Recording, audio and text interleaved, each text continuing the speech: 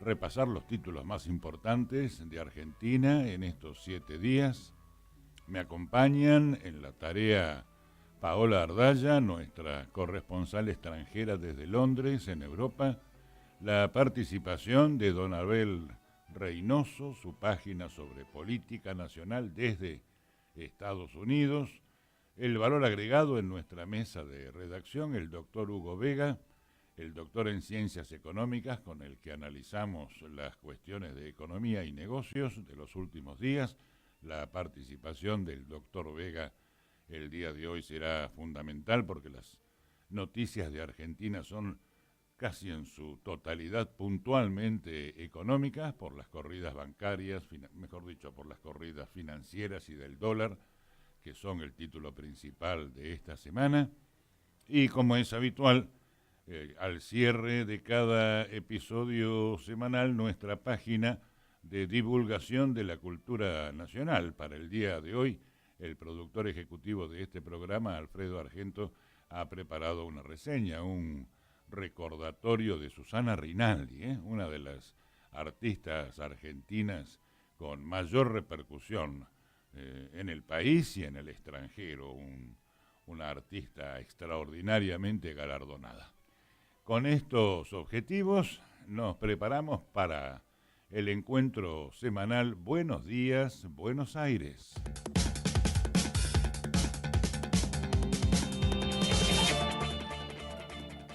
Y como les decía, esta ha sido una semana que mostró una combinación explosiva de factores externos y de factores locales, puntualmente factores locales, en mayor incidencia, que provocó desde la semana pasada, ya lo habíamos advertido en los títulos del pasado sábado, provocó una inusitada demanda de dólares en nuestro país que dio lugar a una disparada de la cotización de este billete. El jueves pasado el dólar superaba los 23 pesos su cotización para la venta a pesar de los esfuerzos del Banco Central a través de la venta de divisas y una muy fuerte suba de tasas, esfuerzos del Banco Central para contener la cotización o por lo menos detener una acelerada dinámica alcista con una serie de medidas, un paquete de medidas que finalmente anunció ayer y que serán obviamente el título principal para el resumen de hoy. ¿Cuáles fueron las razones para esta disparada tan fuerte de la cotización del dólar? Recuerden ustedes que comenzamos el año con un dólar a 17 pesos con 50. Hoy estamos hablando el jueves pasado de un dólar a más de 23 pesos y tras las medidas del Banco Central del día de ayer, una contención que por ahora es, una pared financiera. Veremos cómo reacciona el mercado. ¿Cuáles fueron las razones de esta corrida en la cotización? Bueno, primero, el atraso cambiario, porque el dólar estuvo en la Argentina prácticamente planchado durante todo el mes de marzo y prácticamente todo el mes de abril. Bueno, porque el Banco Central fue vendiendo dólares para aquietar la cotización, buscando limitar su impacto en la inflación de precios, el índice de precios al consumidor en la República Argentina. Pero el atraso cambiario de alguna manera ya pronosticaba que en algún momento el dólar tendría una disparada de esta naturaleza. La segunda razón fue una curiosa medida financiera que tomó el gobierno del presidente Macri. La entrada en vigor del impuesto a la renta financiera. Una novedad que, para los monetaristas, resultó francamente curiosa en un momento en el que justamente con el dólar atrasado cualquier detalle podía provocar una disparada. ¿De qué se trata? El gobierno decidió implementar un tributo, un impuesto del 5% sobre las tenencias extranjeras del EVAC, las letras del Banco Central. Bueno, este impuesto del 5%, la reacción que tuvo el mercado financiero fue una masiva salida de capitales, porque combinó, además, con un incremento en las tasas activas del Fed, el regulador financiero norteamericano, de manera tal que a lo que pagaba el Banco Central por las LEVAC, le sacamos un 5% de rentabilidad por la aplicación de este impuesto a la renta financiera y le sumamos un incremento de esa rentabilidad por la nueva tasa norteamericana, y esto generó que inmediatamente se vendieran las letras del Banco Central en pesos. Esos pesos se destinaron a la compra de dólares y esos dólares se fueron a depositar en la actividad financiera norteamericana a través de la compra de bonos del Estado con ese nuevo incremento en las tasas. La tercera razón del incremento del dólar, sin duda, fueron los tironeos políticos de los últimos 15 días sobre la cuestión, las tarifas del consumo de gas, de electricidad y de agua en la República Argentina. El gobierno, en un desarrollo gradual, está quitando los subsidios que había impuesto la administración anterior para que las tarifas de estos consumos básicos estuvieran no congeladas, pero prácticamente congeladas durante varios años, para favorecer el bolsillo de los sectores más carenciados en la República Argentina. Ya lo hemos explicado en varias oportunidades. La medida, si tiene un criterio humanístico, económicamente fue terrible, porque en realidad generó un fuerte déficit fiscal, es evidente, y ese déficit fiscal lo fue cubriendo con emisión de monedas sin respaldo en dólares, lo cual generó además un crack económico que heredó la actual administración del presidente Macri.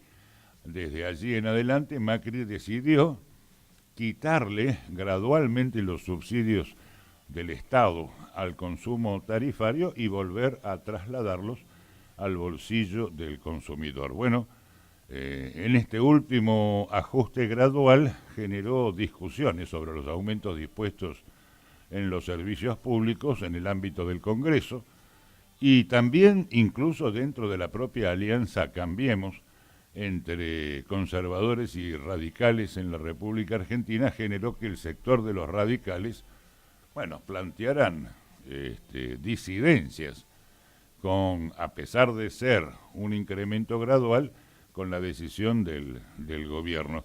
Y esto generó mucho mal humor o incertidumbre y lo genera todavía en el mercado financiero.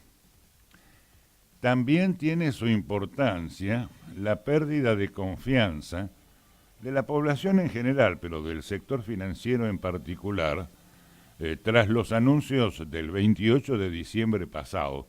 El mercado hizo una lectura muy negativa sobre la decisión del oficialismo de cambiar las metas de inflación para el año 2018 con el fin justamente de bajar las tasas. El mercado entendió que, y posiblemente con razón, que estábamos ante una pérdida de autonomía del Banco Central y que comenzaba a imponerse el criterio del Ejecutivo sobre el criterio del Banco Central, que teóricamente es un banco con autonomía, con independencia de las decisiones del Poder Ejecutivo.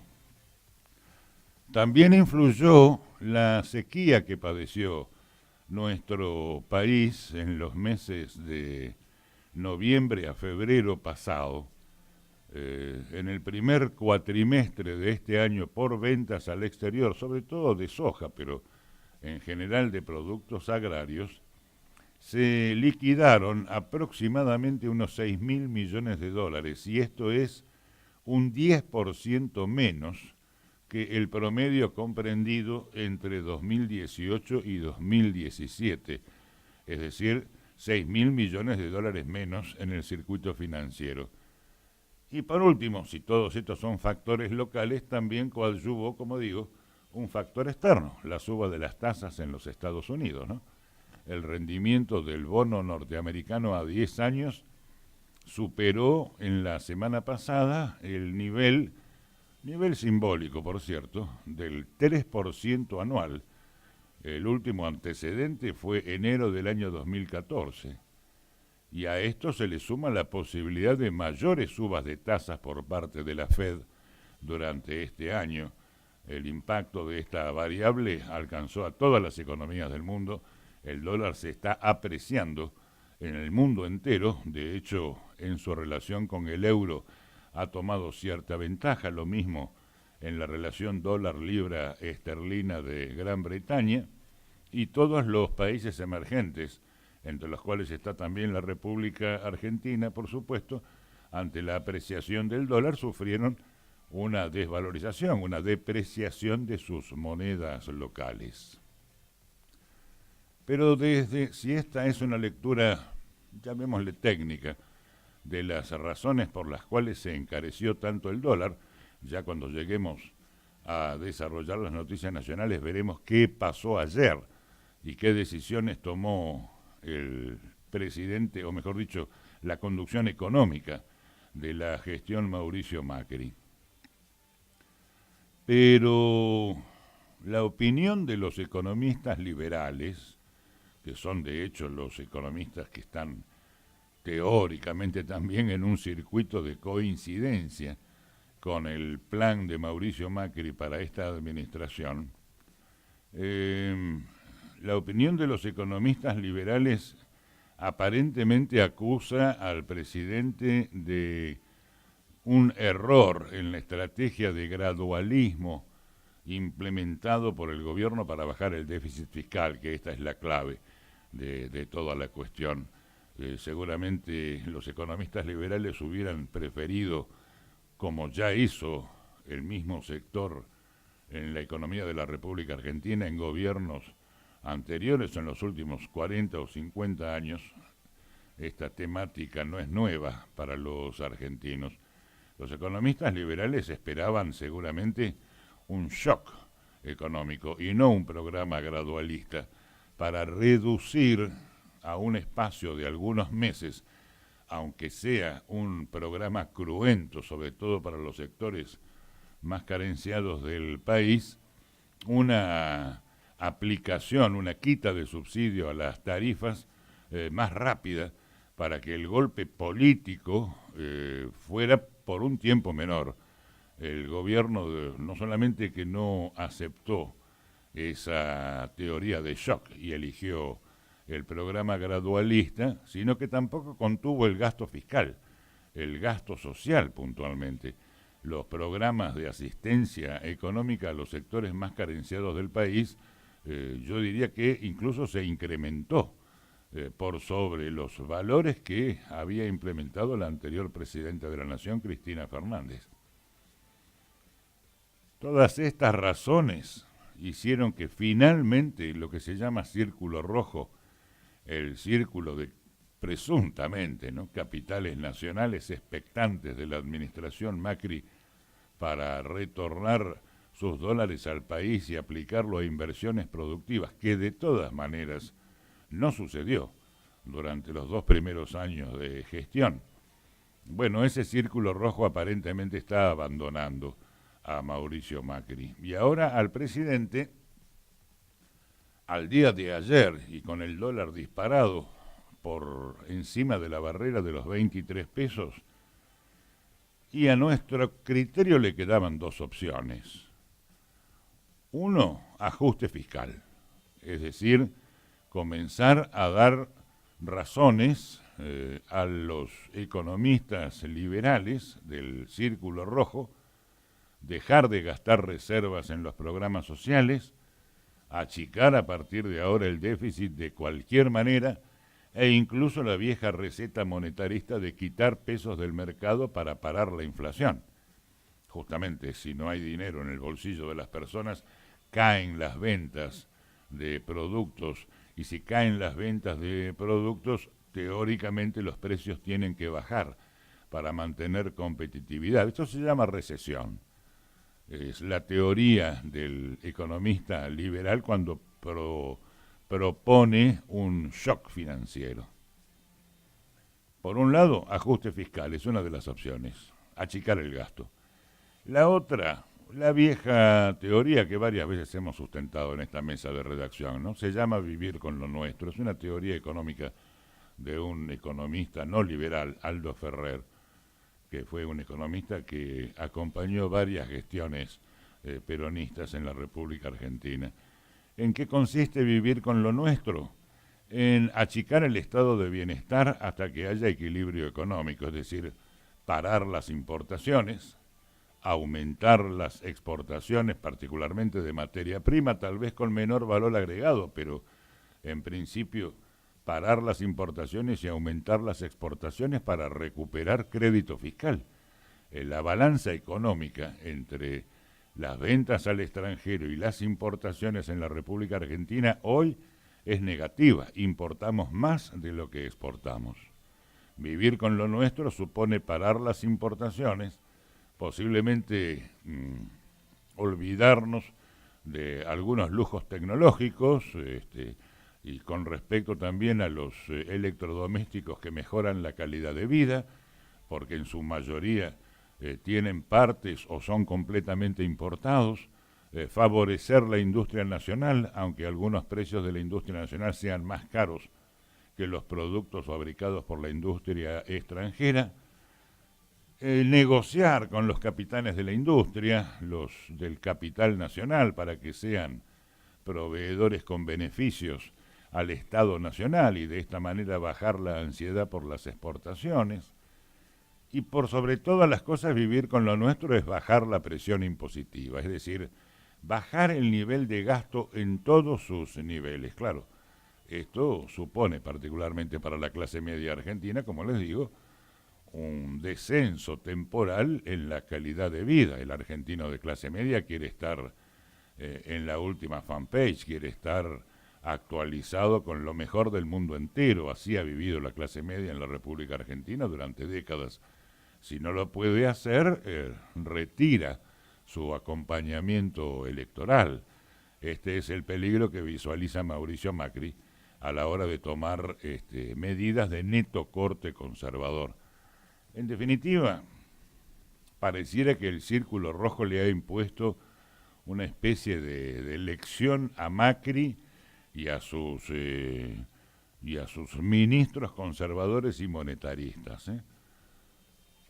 La opinión de los economistas de otra línea es que el Banco Central debería dejar correr a la moneda norteamericana y darle un mazazo dentro de unos días, porque aquí se sospecha mucho también que haya habido nuevamente un negocio de la patria financiera.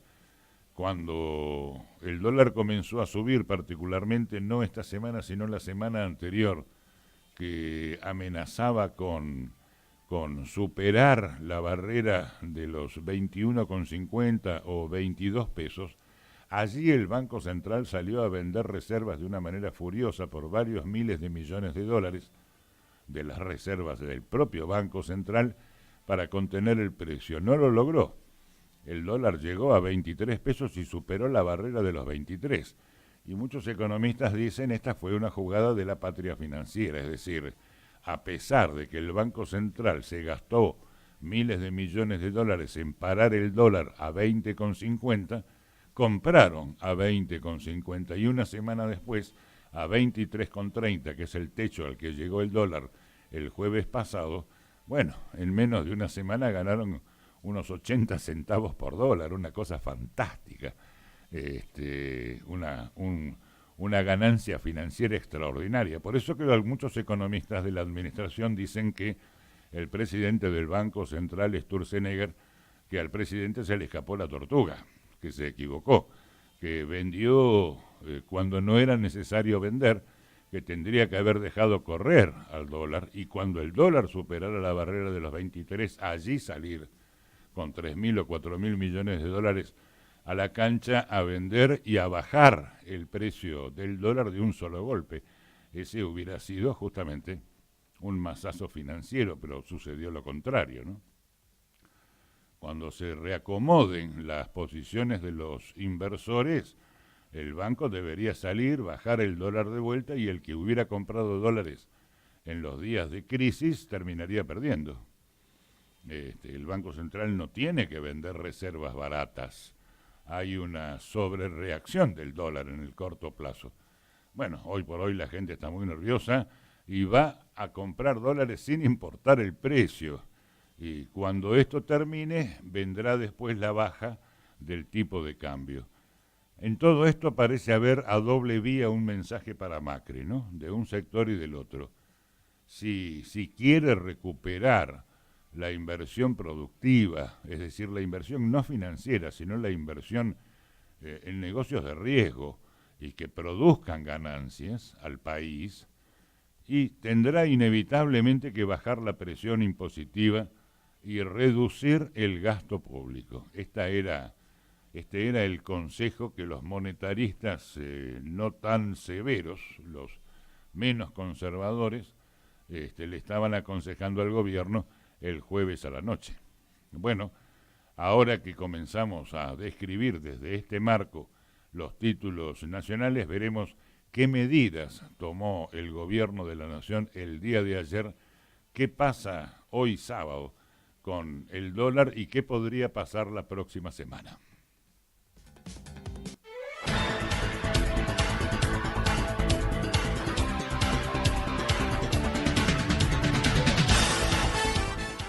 Bien, vamos a desarrollar los títulos principales de esta semana.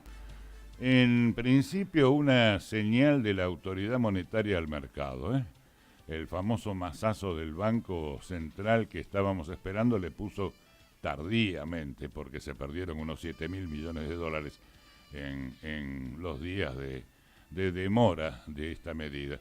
Un mazazo del Central le puso freno momentáneo a la corrida del dólar. Ayer bajó 72 centavos, es decir, que cerró su cotización a 22 pesos con 28 semanas. Perdón, 22 pesos con 28 centavos. Esto quiere decir que a pesar de la disminución de la cotización del día de ayer, en solamente 7 días el dólar, su cotización, aumentó en la República Argentina un 6,6%. El Banco Central anunció ayer una nueva suba de la tasa de referencia y atente con este título, y un límite a la tenencia de divisas a los bancos. Este título es de particular importancia porque empieza a hablarse en la República Argentina otra vez de la posibilidad de un corralito financiero, es decir, restricciones a las tenencias de reservas de los bancos públicos y privados en la República Argentina. Muchos recuerdan que fueron los movimientos previos al corralito que terminó derrumbando al gobierno radical de la Rúa en el año 2001. La crisis del año 2001 comenzó de esta manera, ¿no? Bueno, como les digo, el Banco Central anunció ayer, primero, una suba en la tasa de intereses, la tasa de referencia, pero también anunció que a partir de ahora habrá un límite a la tenencia de divisas en los bancos.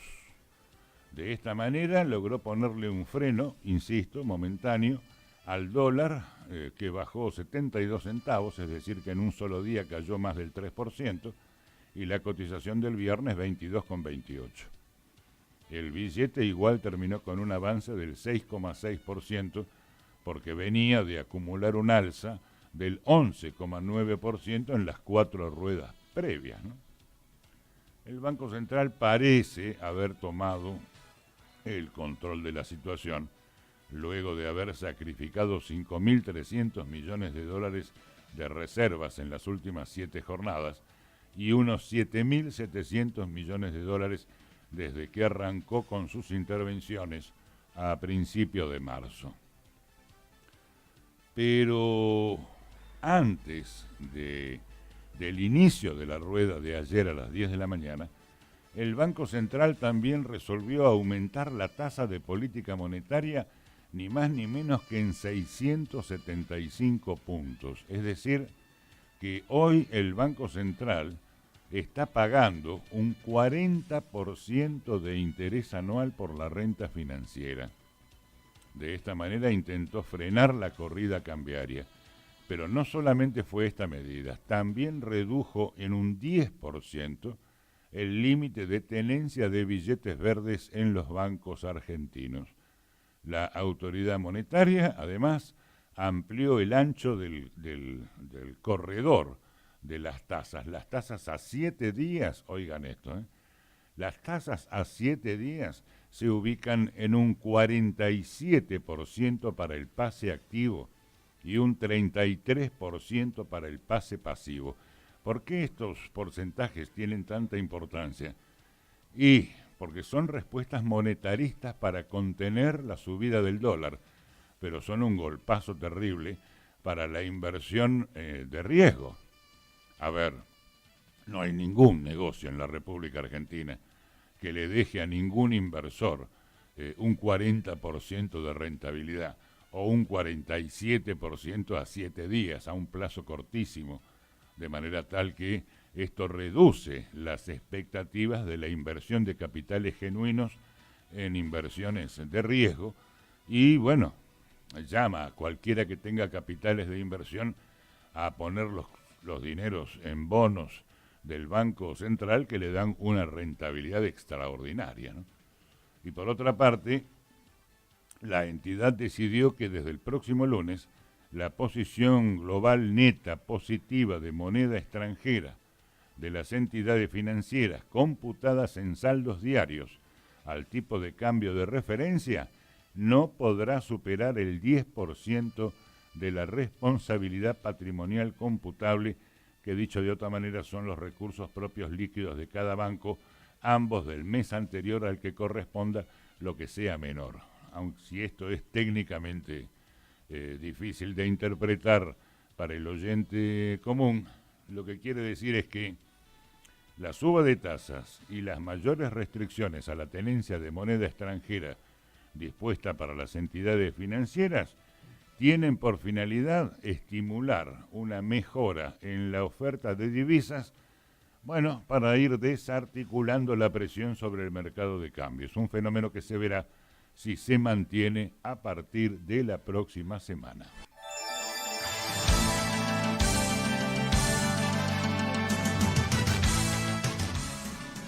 El ministro de Finanzas de la República Argentina, el doctor Luis Caputo, dijo que en declaraciones el día de ayer, hubo declaraciones de todo tipo el día de ayer, dijo que, ojo con este título, que en el año 2018 no tomaremos más deuda en el mercado internacional. Bueno, finalmente, bienvenido sea. Este año, dijo Caputo, no saldremos a tomar deuda ni en dólares ni en euros.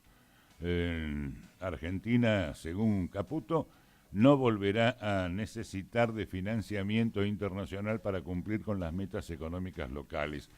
Según dijo el ministro en una conferencia de prensa que brindó ayer con Nicolás Dujovne, el ministro de Hacienda, que el Poder Ejecutivo, dijo Caputo, ya tiene más del 80% de las divisas necesarias para cerrar el ejercicio 2018.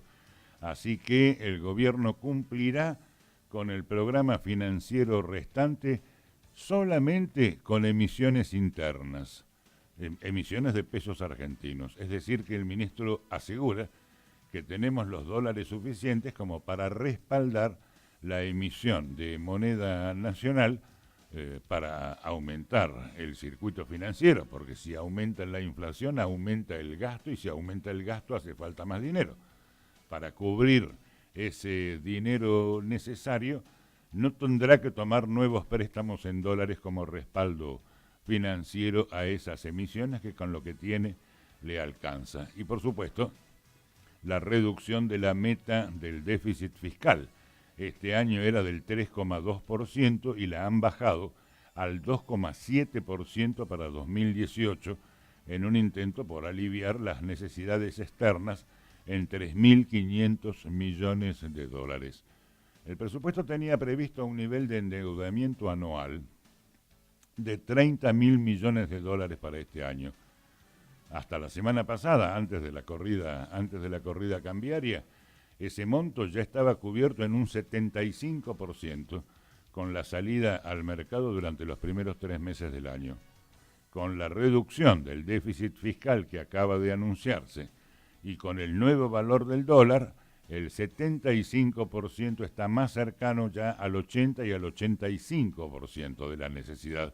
Así que ahora la asistencia total no superará los 25.000 millones de dólares para este año, que según el ministro ya los han conseguido y por lo mismo no tendrán que tomar nuevos préstamos en lo que resta para 2018.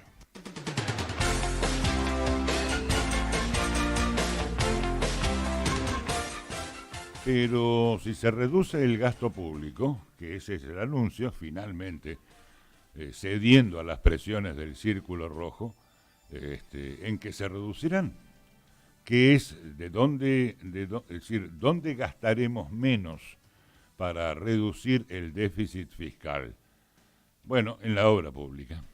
Con las nuevas metas se anuncia que habrá 30.000 millones de pesos menos para obras públicas que estaban previstas para este año.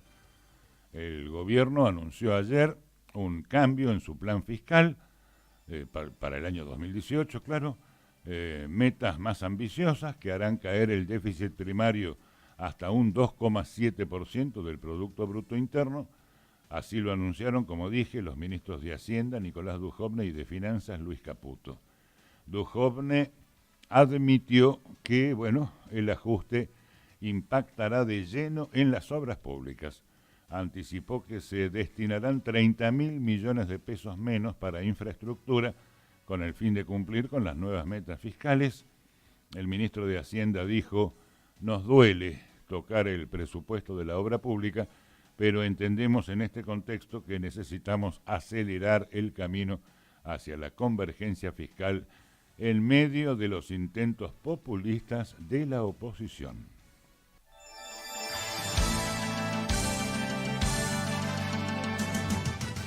Conclusión de todas estas cuestiones financieras que han sido extraordinariamente dominantes esta semana.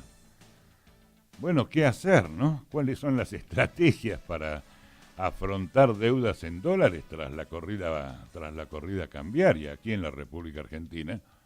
Hay mucho movimiento financiero de préstamos que están relacionados directamente con el valor del dólar. El más evidente de todos, los préstamos hipotecarios los préstamos UVA, que lanzó el Estado Nacional para que sectores de la población que no tienen vivienda propia puedan acceder a través de un préstamo hipotecario a su primera vivienda. Esos, en el mercado inmobiliario local, el valor del metro cuadrado a venderse se fija en dólares, y los préstamos que da el banco hipotecario u otros bancos, o los préstamos UVA, se fijan en pesos.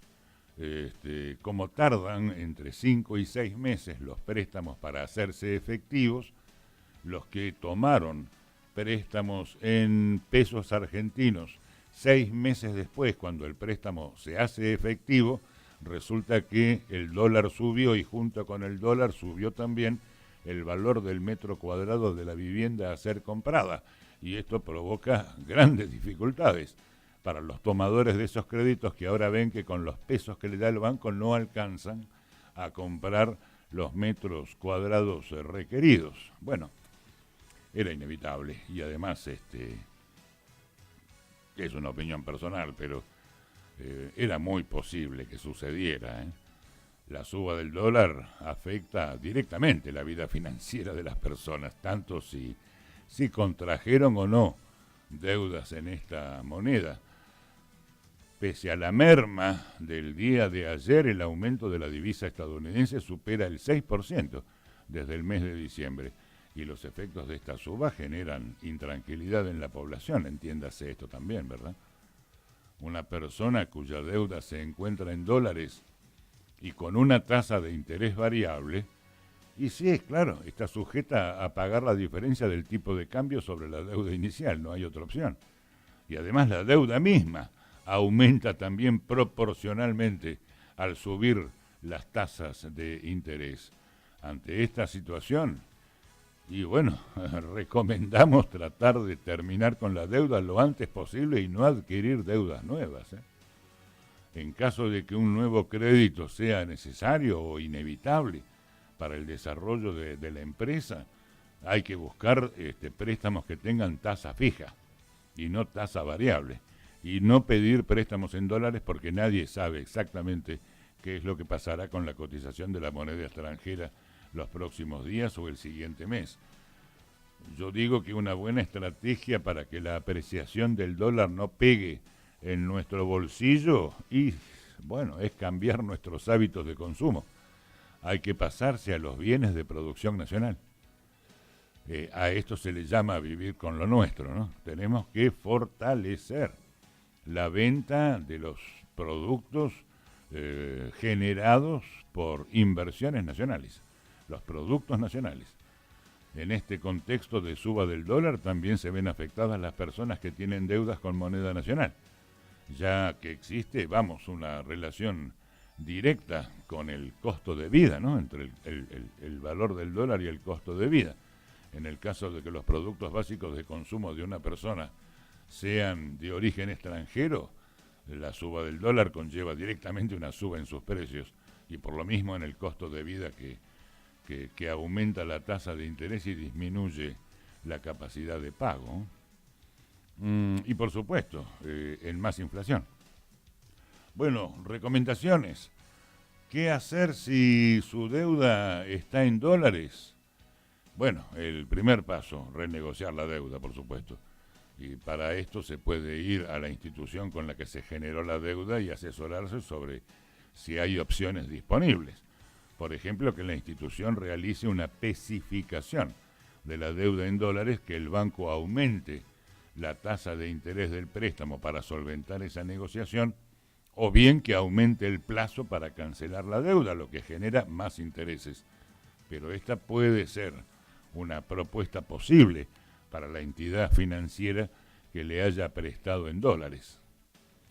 ¿Y qué hacer si su deuda está en pesos?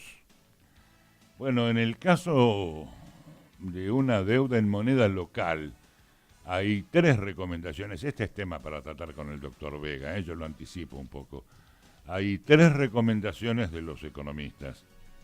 Consolidar la deuda, realizar una consulta con un experto en finanzas y prepararse para una emergencia, compañero. Lamentablemente el consejo es este. Lo repaso. Si su deuda es en moneda local, primero, consolide la deuda. Hay instituciones que están dispuestas a consolidar su deuda y a ofrecerle nuevas condiciones de pago. Es importante confirmar que las condiciones que le ofrezcan mejoren su situación actual, para no seguir generando nuevas obligaciones. El segundo consejo, y hay que consultar con expertos en finanzas. No podemos guiarnos por métodos caseros. Si el monto es inmanejable y usted ha caído en morosidad, tiene que asesorarse con expertos que analicen su estado y encuentren soluciones a su medida. Es una recomendación no capciosa. La opinión del profesional en este momento es fundamental.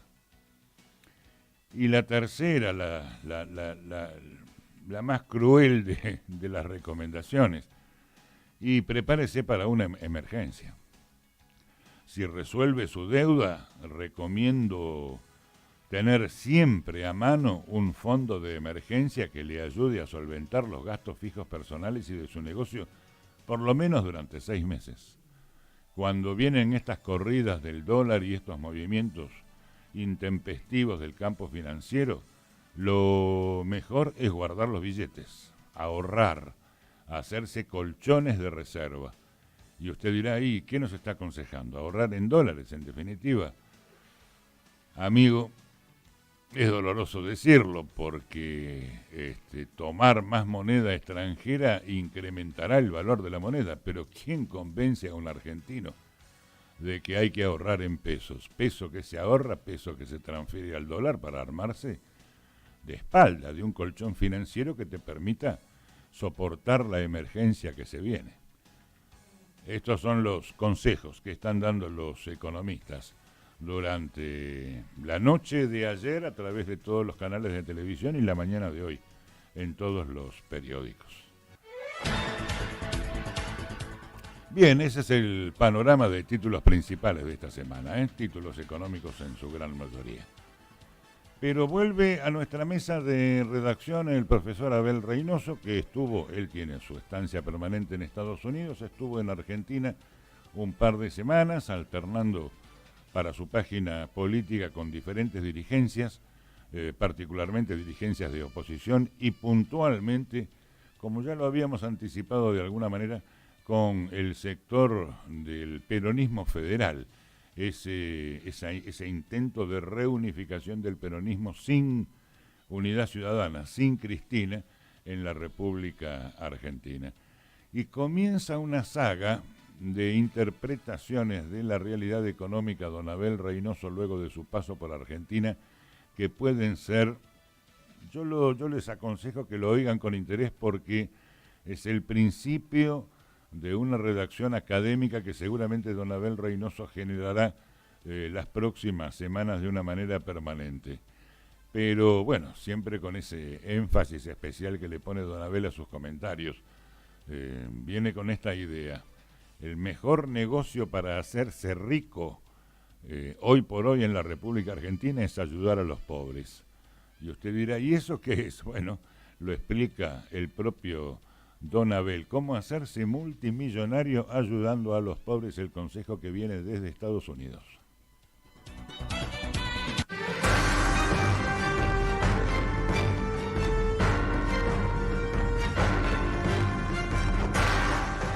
Hacerte multimillonario ayudando a los pobres.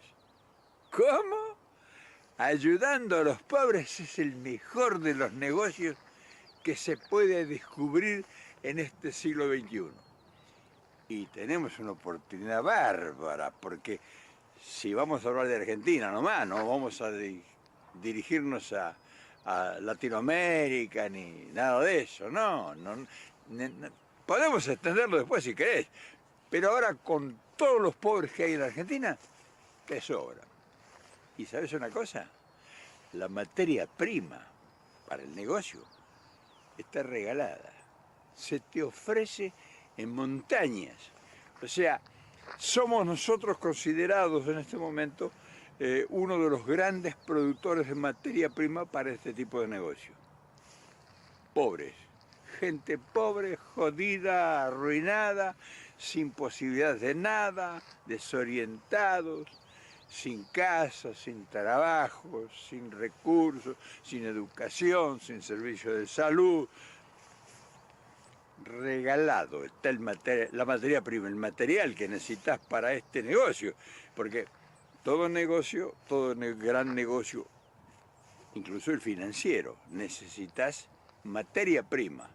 O sea, vos, el financiero está respaldado con oro. O sea, no es que te van a dar plata si vos no tenés oro. O sea, materia prima. En este no nadie te exige nada. Y vos te podés hacer multimillonario. ¿Querés que te lo explique? No tengo ningún problema. No tengo ningún problema porque tengo todos los secretos de esto. Aquí hay secretos, por supuesto, ¿no? O sea, mucha gente ya lo conoce al negocio y le ha ido bien, nada más que mozzarella, no te lo pasan al costo. Nosotros, como realmente ya somos ricos, porque nosotros pobres tenemos alrededor nuestro en abundancia. Te voy a pasar el secreto. Pero bueno, vos me estarás seguramente estarás con una inquietud terrible. Decir, bueno, pero ¿cómo es ese negocio de hacerse rico ayudando a los pobres? Y sí, es el último grito de la moda en financiamiento en el mundo. Porque lo que pasa es que como la materia prima está disponible, y lo que se requiere solamente son artilugios y estrategias, y cualquier tipo que más o menos sea un poquito despabilado está en condiciones óptimas para ejercer el negocio y llegar a la riqueza sin ningún problema. No hay un solo tipo que sea dedicado a ayudar a los pobres que esté pobre. Está lleno de oro. O sea, en vez de invertir en maquinaria, como te decía, o en estructuras, o en estudios de factibilidad, viste que así hacen estudios de factibilidad, las escuelas de negocio de todo el mundo hacen iniciar estudios sobre, primero matemáticas, Primero matemática, vos tenés que ser un experto en matemáticas, después la factibilidad de realizar el negocio. Bueno, esto es recontra fácil. La factibilidad está dada ya por naturaleza. Claro, si bien el tema es fácil, porque es una cosa, no fácil, barato, porque fácil no te crea, tiene también sus bemoles, tiene sus estrategias y tiene su manera de planificar los resultados. O sea, no fallás, ¿eh? Si vos te dedicás a ayudar a los pobres, estás en el negocio exacto en el siglo XXI. Porque pobres, en donde mires, donde pongas la vista, pobres hay. Entonces, el negocio pudiera ser floreciente. Solamente un gran error que debes cuidar de no cometer es que vos quieras ayudar a los pobres de verdad.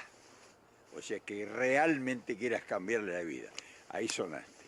Ahí el negocio se te va al diablo porque vos no vas a poder cumplir con el negocio, con la promesa, con, como dirían los tipos, los financistas o los estrategas de la escuela de negocio.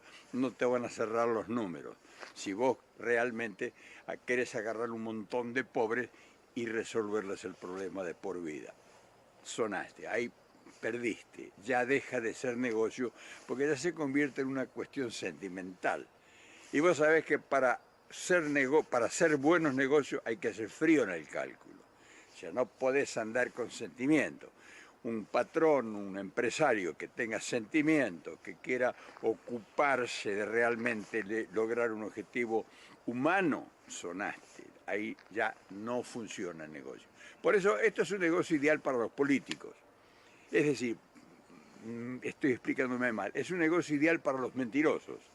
Porque un mentiroso lo haría con tanta naturalidad que pareciera siempre que está diciendo la verdad. Entonces, como el pobre es un material abundante y dice, bueno, a lo mejor Dios ahora me llamó a mi puerta y me trae la oportunidad. Esta persona me parece que no está mintiendo, no está prometiéndome cosas que no puede cumplir. Es decir, como no tiene nada que perder el pobre, porque sabe que viene de pobre, de abolengo, o sea, el pobre generalmente no haya tenido en ningún lugar de su vida, en ningún momento, un vicio de riqueza. O sea, fueron pobres sus abuelos, fueron pobres sus padres, y él es pobre, y sus hijos seguirán siendo pobres, con muy raras excepciones. Entonces, ¿qué tiene para perder ese que es pobre y que anda jodido en la vida, sin trabajo, sin posibilidades de salir de la villa o de la miseria, de la pobreza, o aunque vive en la ciudad, corriendo las 24 horas del día? No tiene mucho que perder, porque más pobre puede llegar a ser en todo caso. Si ya adquiere una gran jerarquía de pobre, puede llegar a ser indigente, andar durmiendo en los portales, por ejemplo. Pero esa gente, como no tiene nada que perder, te digo, puede apostar a eso. O sea, va a hacer una apuesta más. Y va a seguir a aquel que lo llama, aquel que le provoca, aquel que lo invita, aquel que lo seduce con un buen argumento. Pero un buen argumento para hacerse rico con la pobreza no puede ser un argumento con una solidez, una gran absoluta verdad. No, tiene que ser una gran mentira muy bien diagramada, muy bien dibujada, muy bien propuesta. O sea, tiene que ser una cosa que sea creíble. Es decir, los pobres están ansiosos ahí, los tenés en el espectáculo viendo con ojos asombrados, tú escuchándote, aplaudiéndote a rabiar, rompen bombos y banderas con tal de demostrarte que creen en vos. Y claro, para eso vos tenés que ser un gran artista, un gran mentiroso, porque cuando más capacidad tengas para ser un gran mentiroso, es decir, un mentiroso profesional, vos más posibilidades tenés de acceder a la riqueza en menos tiempo. Si vos sos un poquito analista y traes recuerdos de la historia, y querés dar ejemplos, y hablas de educación, y te referís al conocimiento y a los afectos, ahí no funciona, eso no da, porque eso pudiera obligarlos a pensar. Y a vos no te conviene que piensen. No, si piensan, perdiste. Tiempo perdido. Hay mucha gente que está en la política que ha perdido mucho tiempo, no le ha podido encontrar la vuelta. O sea, vos ves que políticos hay en cantidad. Sin embargo, que se han hecho ricos, de verdad, hay pocos. O sea, no. Tampoco es tan fácil porque el material, la materia prima está regalada, ¿no? Hay que tener la facultad. Porque es una facultad mentir y que te crean. En fin, te estoy dando secretos que vos sabés que existen, pero nadie te lo había explicado. Y claro, como nosotros te vamos a poner en conocimiento de determinadas capacidades para acceder a la riqueza, ayudando a los pobres, tenés que aprender cómo hace el que te propone sacarte de la pobreza. ¿Me vas entendiendo, no?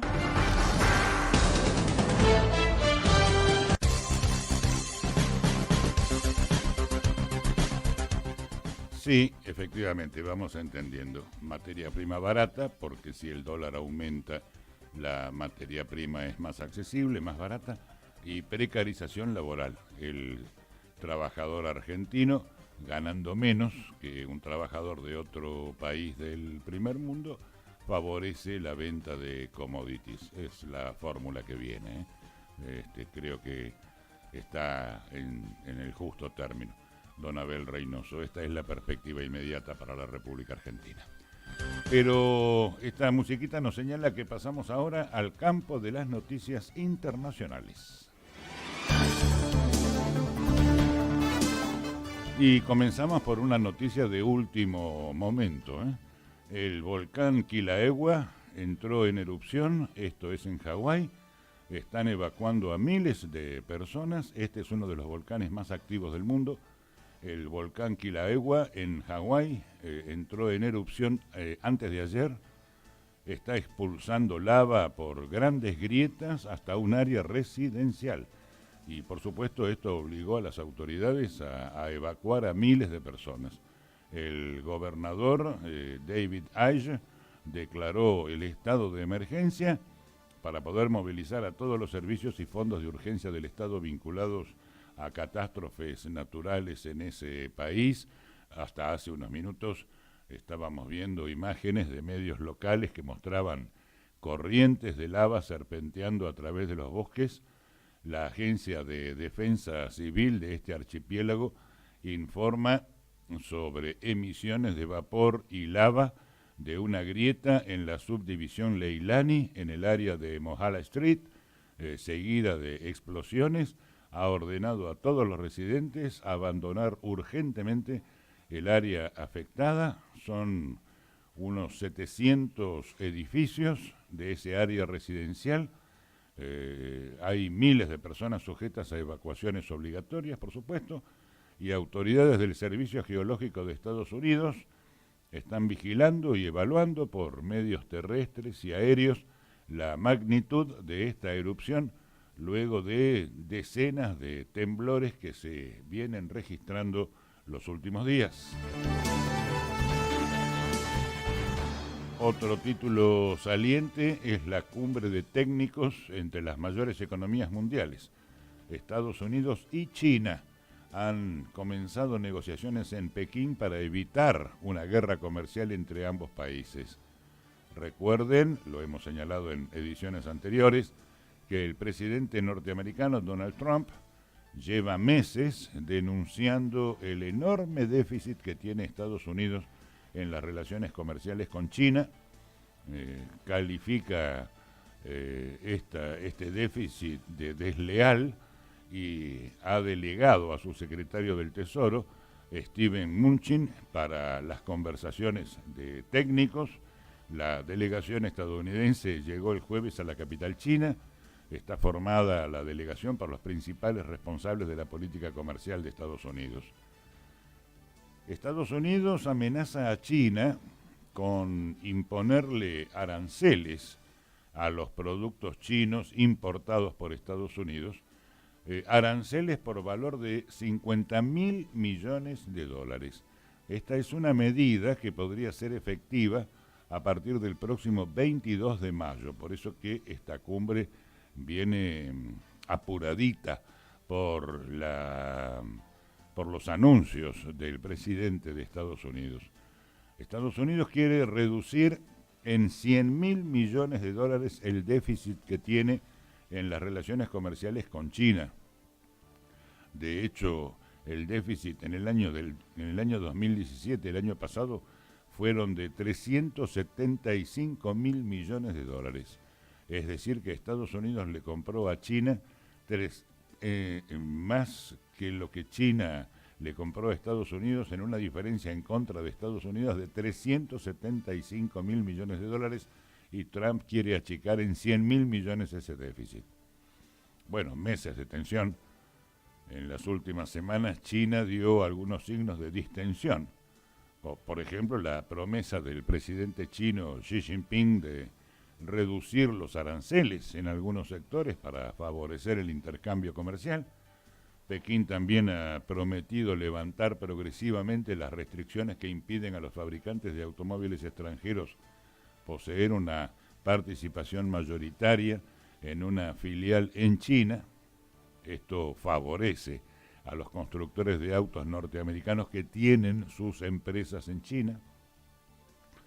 Sin embargo, hay varios responsables chinos que consideran un objetivo imposible la exigencia de Trump de reducir el déficit comercial en 100.000 millones de dólares.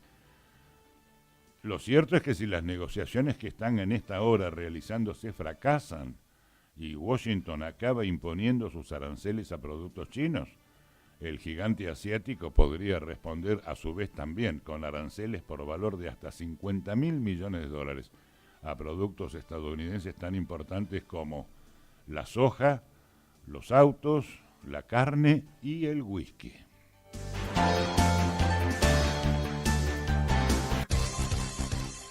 Pero el título principal de esta semana viene ya desde la semana anterior.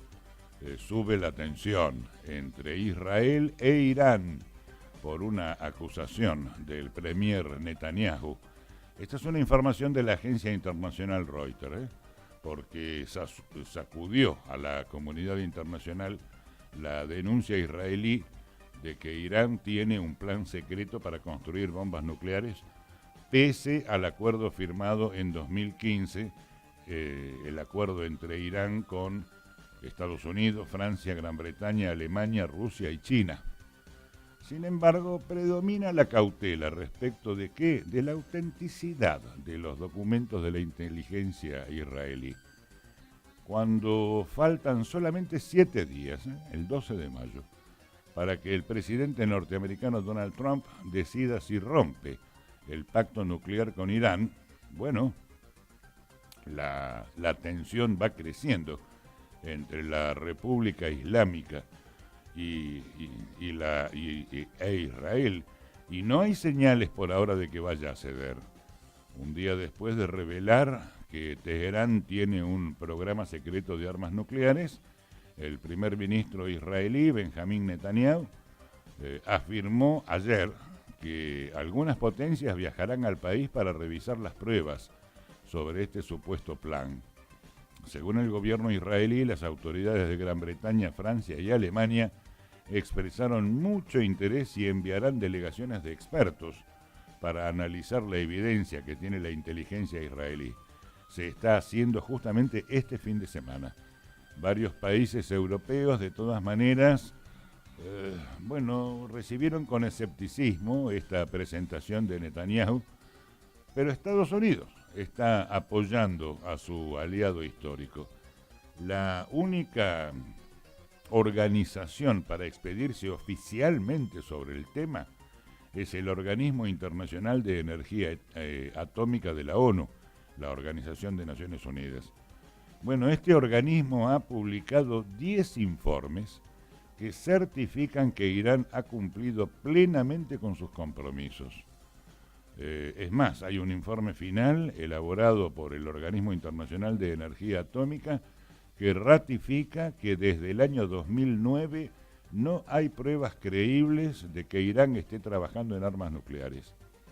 Bueno, Irán es el país más controlado del mundo, justamente, por este Organismo Internacional de Energía Atómica, ¿no?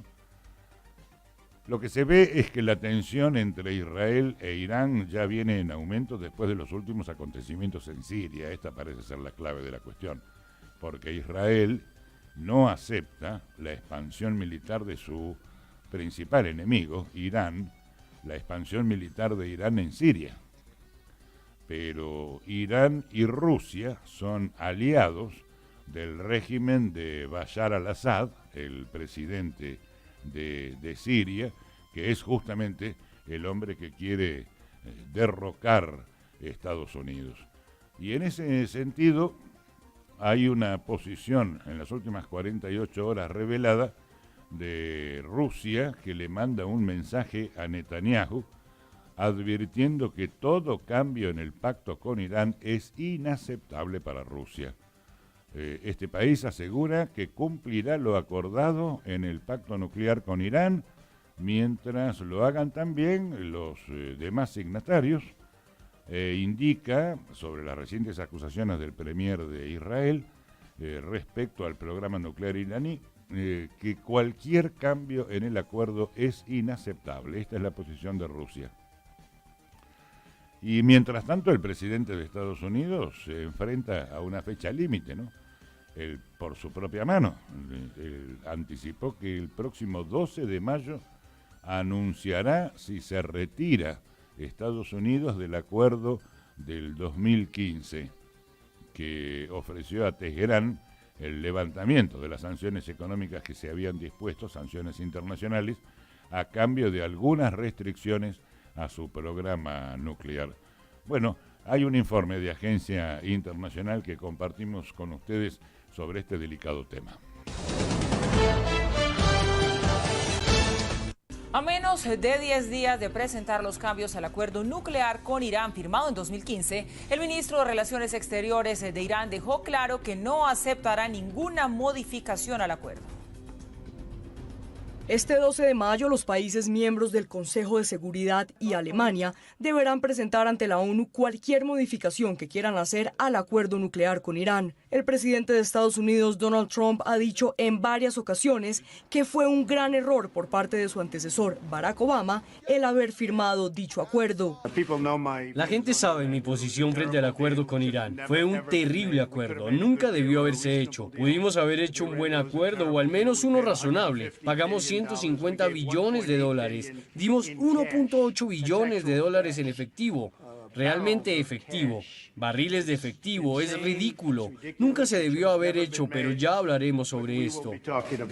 A lo que el ministro de Relaciones Exteriores de Irán respondió. Let me make it absolutely clear once and for all. Permítanme dejarlo absolutamente claro de una vez por todas. No externalizaremos nuestra seguridad, ni renegociaremos ni agregaremos nada al acuerdo que ya hemos implementado de buena fe. Estas declaraciones se dan luego de que el primer ministro de Israel, Benjamín Netanyahu, presentó cerca de 10.000 archivos iraníes que serían la prueba de que el régimen iraní continúa con su programa nuclear. Estados Unidos ha violado el acuerdo en varias ocasiones, especialmente matoneando a otros de hacer negocios con Irán. Por su parte, los países europeos adscritos al acuerdo han intentado persuadir al presidente Trump de no renunciar a dicho pacto. En los próximos días, Estados Unidos deberá decidir si acata o no sus obligaciones. A Estados Unidos, Reino Unido, Francia, Rusia, China y Alemania se les acaba el tiempo para presentar cambios al acuerdo nuclear firmado con Irán en el año 2015, acuerdo que tendrá vigencia hasta el 2025.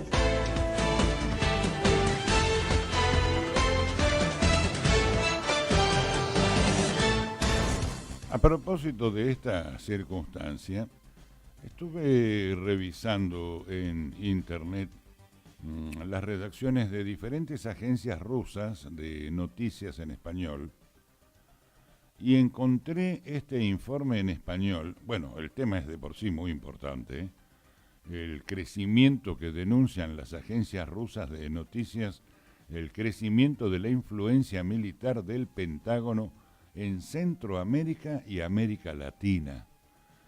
Pero en realidad, además del tema en sí mismo, que es particularmente importante, y entiendo que la agencia rusa informa ajustado a términos reales, pero así informan los rusos a su público de habla hispana a través de estas agencias. Me resultó un informe muy interesante y lo comparto con ustedes.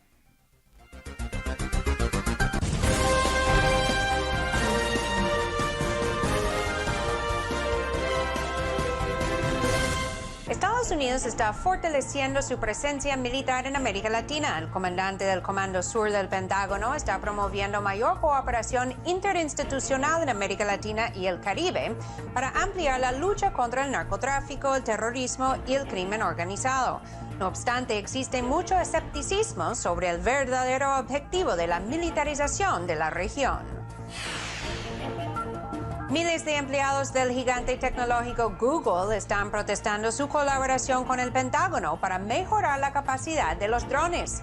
El llamado Proyecto Maven busca analizar los videos tomados por drones con la inteligencia artificial desarrollado por Google, con el objetivo de mejorar las operaciones contra el terrorismo.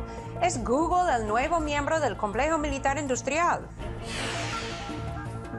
Mientras las Naciones Unidas se celebra el Día Mundial de la Libertad de Prensa el 3 de mayo, el Departamento de Seguridad Interior en Estados Unidos está compilando una base de datos de periodistas y medios de influencia para monitorear y vigilar sus opiniones. La información podría ser utilizada para determinar cuáles medios y periodistas pueden entrar a Estados Unidos o tener acceso a fuentes gubernamentales. El Comando Sur de Estados Unidos, que es la división del Pentágono encargado de trabajar la región de América Latina y el Caribe, ha mantenido una relación controversial con los países latinoamericanos durante los últimos años. La ocupación de bases militares en Colombia por fuerzas estadounidenses y la ampliación de la presencia militar estadounidense en Centroamérica ha causado preocupación en la región. Durante los últimos 15 años, América Latina ha desarrollado una política más soberana e independiente de Washington, con nuevas relaciones comerciales y estratégicas con países que son considerados adversarios de Estados Unidos, como Irán, China y Rusia. Desde hace un tiempo atrás, Washington ha expresado su preocupación sobre esas relaciones y el incremento de la presencia de China y Rusia en su llamado patio trasero o su vecindario. Durante unas declaraciones recientes, el comandante del Comando Sur, el almirante Kurt Tidd, destacó esa preocupación por la influencia de China, Rusia e Irán en América Latina e indicó que representa una amenaza a los intereses estadounidenses en la región. Tidd también señaló su objetivo de ampliar la red de cooperación militar entre Estados Unidos y países latinoamericanos y asegurar la prevalencia de sus valores en el hemisferio. Sin duda, el presidente Trump ha demostrado su preferencia por una política más dura hacia América Latina, con particular enfoque en Venezuela y Cuba. Y también ha señalado su preferencia por la fuerza militar por encima de la diplomacia. Por eso, la región debe estar en alerta frente a la escalada militar estadounidense, que no solamente se manifiesta en acciones militares, sino también en la cooperación interinstitucional y el trabajo con las ONG y los grupos regionales. Vean más sobre este tema a continuación. Un campo de batalla en la lucha por la influencia. Así es como Estados Unidos parece considerar a América Latina. Entre los principales desafíos a la seguridad en el hemisferio occidental, Estados Unidos destaca la creciente presencia de Rusia, China e Irán y deja claro que no está dispuesto a tolerar la competencia en la región. Durante la última década, China, Rusia e Irán han establecido una mayor presencia en la región. Sus acciones y retórica tienen que ser consideradas de forma seria e independiente. Su visión de un orden internacional alternativo plantea un desafío a toda nación que valore la no agresión, el Estado de Derecho y el respeto a los derechos humanos, los mismos principios que subrayan el sistema interamericano de paz y cooperación. Las operaciones del Comando Sur, como el programa Nuevos Horizontes, que actualmente está en marcha en Panamá, a menudo tienen objetivos humanitarios. Sin embargo, algunos analistas señalan que al promover la defensa de la población civil y los valores democráticos, Estados Unidos intenta legitimar su injerencia en los asuntos de los países latinoamericanos. Hay quien opina que el discurso humanitario suena hipócrita porque Estados Unidos no practica lo que predica. Tanto los derechos humanos como las libertades se han vulnerado dentro y fuera de Estados Unidos por decisiones de un grupo minúsculo de personas que están muy vinculadas a la toma de poder y que tienen estas decisiones muchísima injerencia en los pueblos, en la gente, en el día a día, que cuando se traducen en los hechos, estas decisiones lo que hacen es generar escenarios contrarios a estos ideales tan legítimos y a los que apunta la mayoría de la humanidad, por supuesto, ¿no? Uno de los objetivos del Comando Sur, según su estrategia del teatro, es enfrentar amenazas a la seguridad nacional estadounidense que provienen de América Latina. Estas amenazas no solo incluyen actividades ilícitas o desastres naturales, sino también desafíos estratégicos como la presencia de las potencias extrarregionales. De ahí los expertos concluyen que la postura actual de Estados Unidos respecto a Latinoamérica se asemeja a la doctrina Monroe, elaborada en el siglo XIX, con el objetivo de limitar la influencia de Europa en el hemisferio occidental. Denuncian que las ambiciones hegemónicas de Estados Unidos no han cambiado. Sigue considerándose como el único país con derecho a defender sus intereses en la región. Desde los padres fundadores en adelante lo que se plantea es que el territorio latinoamericano es parte del territorio estadounidense. Lo que se modificó en los diferentes gobiernos fueron los discursos que legitiman un tipo de intervención más blanda, o lo que ahora se llama soft power, o una intervención más dura, ¿cierto? Intervención militar. La estrategia de defensa nacional de Estados Unidos prioriza la competencia con las grandes potencias como China y Rusia. Así no es extraño que uno de los frentes sea América Latina, la región más cercana. Recordando la ausencia de Donald Trump en la Cumbre de las Américas, surge la pregunta: ¿es verdadera la cooperación de Estados Unidos con la región o solo defiende sus intereses promoviendo el miedo a amenazas externas? Ahora conversamos más sobre el aumento de la presencia del Comando Sur en América Latina y tenemos a Sergio Gabriel Eiza. Él es profesor de la Universidad de Buenos Aires e investigador en temas de defensa y seguridad. Nos acompaña desde Buenos Aires. Gracias, Sergio, por estar aquí en Detrás de la Noticia. Agradecemos mucho su presencia. Sergio, primero, ¿se puede decir que en los últimos años Estados Unidos ha perdido su influencia en América Latina y que esa influencia ha sido reemplazada por China, Rusia e Irán? ¿O simplemente crees que la región está más soberana, independiente que en épocas anteriores, cuando Washington ejercía más presión y control sobre los gobernantes regionales?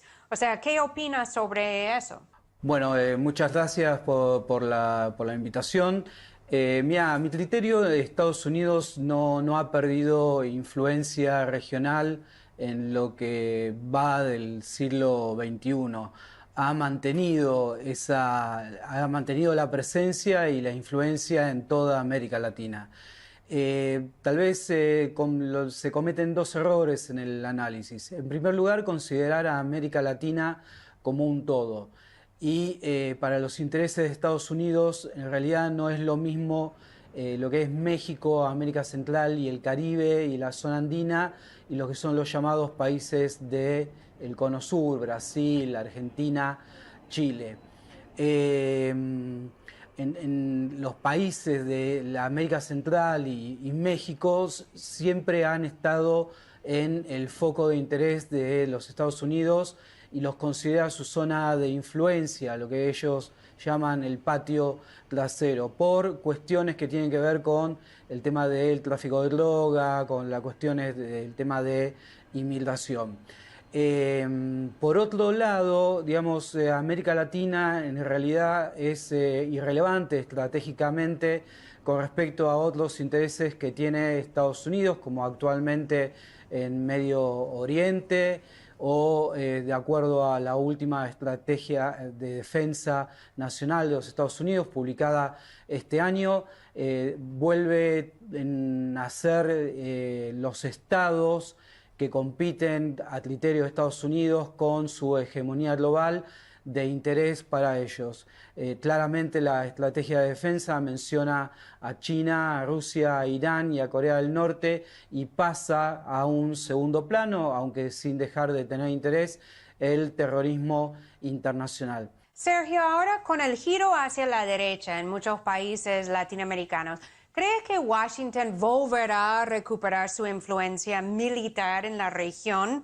O sea, los esfuerzos para ampliar la presencia del Comando Sur en Sudamérica a través de nuevos acuerdos de cooperación militar representan una amenaza a la paz regional. Y actualmente, ¿en qué estatus se encuentran las bases militares que Estados Unidos está ocupando en América Latina y el Caribe?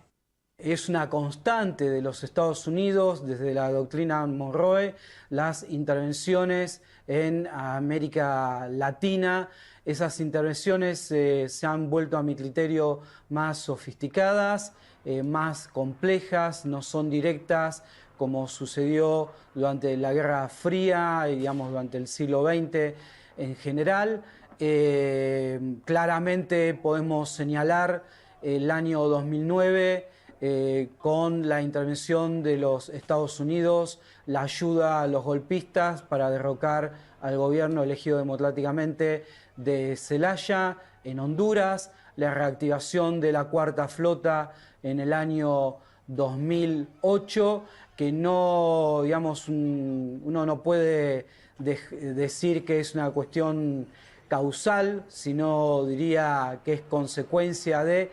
Justo ese año Brasil anuncia el descubrimiento del Presal, un yacimiento muy importante que tiene en el litoral marítimo de América del Sur. Entonces, para redondearlo un poco también con la primera pregunta que me hacías, más que constituirse China y Rusia, como argumenta Estados Unidos, en una amenaza para América Latina, la presencia de los Estados Unidos continúa siendo una amenaza para América Latina y no estas potencias extrarregionales. Por último, Sergio, ¿cómo evalúas las acciones de Trump, como la militarización de la frontera con México, las fuertes sanciones económicas contra funcionarios venezolanos? ¿Crees que durante la gestión de Donald Trump pues, podría escalar esa tensión en la región, incluso de manera militar durante los próximos años? Tenemos a Temer en Brasil, a Mauricio Macri en Argentina, que están apoyando las iniciativas de Estados Unidos de sanciones contra Venezuela. Entonces, digamos, Estados Unidos no ha cambiado. Lo que hemos cambiado hemos sido nosotros, los suramericanos. Pasamos de una década donde se había intentado fortalecer los mecanismos regionales. Ahora esos mecanismos regionales están silenciosos frente a lo que está pasando en Brasil y frente a otras situaciones que están sucediendo en América del Sur. Estados Unidos sigue teniendo su peso, y el peso de Estados Unidos no es solamente militar, sino que es la influencia, como te decía, de esos 200 y pico de acuerdos bilaterales, y que lo que nosotros conocemos en la teoría de relaciones internacionales, lo que es el soft power. Frente a eso, Estados Unidos lo sigue utilizando y es lo que ejerce mayor influencia en la región en función de los intereses que tiene este país. Muchas gracias. Gracias, Sergio, por acompañarnos hoy en el programa. No, muchas gracias a ustedes por la invitación. Bien, y con este informe culminamos también la página internacional y vamos inmediatamente con la asistencia, valor agregado en esta mesa de redacción del doctor en Ciencias Económicas Hugo Vega, a la cuestión económica y financiera de esta semana en Argentina. Para decirlo rápidamente, tras la corrida del dólar y las decisiones del Estado y del Banco Central, y según lo dijo el propio ministro Duhovne, teníamos que aplacar los temores, dijo. Lo más importante es evitar una crisis. Ustedes oyeron los títulos en la primera etapa de las definiciones que dejaron tanto el ministro de Hacienda como el ministro de Finanzas el día de ayer. Pero los economistas, muchos de ellos economistas ilustrados, están diciendo que el Banco Central actuó en realidad solamente como un bombero para apagar el incendio, pero que las tasas del 40% que ha impuesto el Banco Central desde ayer para las LEVAC no son sostenibles. Bueno, dos posiciones, oigamos el comentario en este sentido del doctor Hugo Vega, que ya está en línea telefónica. Hugo, buenos días, Bruné saluda. Buenos días, Fernando, buenos días para toda la audiencia. Bueno, tocando el primer tema, que tiene que ver con lo que se llama tasa de referencia o tasa de política monetaria, que al cierre, digamos, de esta semana el Banco Central había fijado en un 40%. Claramente es una medida de muy corto plazo. El gobierno, entiendo yo, con todo el equipo de economía y los asesores, deben también saber que el efecto simétrico que tiene una tasa tan significativa, efectivamente en el mediano plazo, y te diría inclusive en el contexto actual de esta inflación en la que está la Argentina, es decir, situación de inflación con recesión selectiva. ¿Qué quiero decir con esto? Que hay crecimiento económico, pero no está distribuido de manera pareja, es decir, hay rubros en particular que les está yendo muy bien, eso es una realidad, y hay rubros que están sufriendo bastante. Entonces, con ese comportamiento asimétrico propio de una inflación que sigue estando arriba de los 2 dígitos y más aproximado hoy a lo que previamente se había estimado que iba a estar rondando en un promedio del 22%, hoy validado por el Banco Central en esta suerte de informe de expectativas monetarias, ¿no? Claramente, bueno, la tasa tiene por intención reducir la volatilidad del tipo de cambio, lo ha logrado en parte, claramente incentivar a que los inversores medianos y grandes se orienten una vez más por tomar decisión a seguir o permanecer en moneda nacional, seguir apostando al instrumento en pesos, sea desde un plazo fijo básico o si no uno combinado o ajustado o indexado por ejemplo por UVA, seguir tentándose o seguir permaneciendo en letras del Banco Central, en notas del Tesoro, bueno, en otros tipos de instrumentos. Bueno, claramente la intención es esa, más cuando se aproxima un nuevo vencimiento de casi 600.000 millones de pesos, particularmente de VAX. El efecto contrario que tiene esto, Fernando, es que se puede profundizar una situación de contracción económica en los sectores, vuelvo a repetir, que están sufriendo, porque hay sectores que sí efectivamente también les está yendo bien. Desde el punto de vista fiscal te lo puedo demostrar con un dato muy básico, que es que solamente casi al cierre del año 2017, por ejemplo en el sector PYME, que sabemos que es un motor muy importante en la República Argentina, de 1.300.000 planes de facilidades de pago, con una deuda de casi 220.000 millones de pesos en cartera por parte de la FIP contra los contribuyentes, tenés prácticamente un 50% explicada por pymes. En un contexto donde ese grupo de sectores, rubros de la economía, que no están logrando, digamos, tener un crecimiento, digamos, significativo que supere las condiciones de inflación, y con una estructura de costos que va a mayor velocidad de lo que le puede permitir a esas pymes evolucionar en términos de precios de mercado, porque el tope o el límite que vos tenés desde los zapatos del consumidor es lo que el consumidor te está dispuesto a pagarte.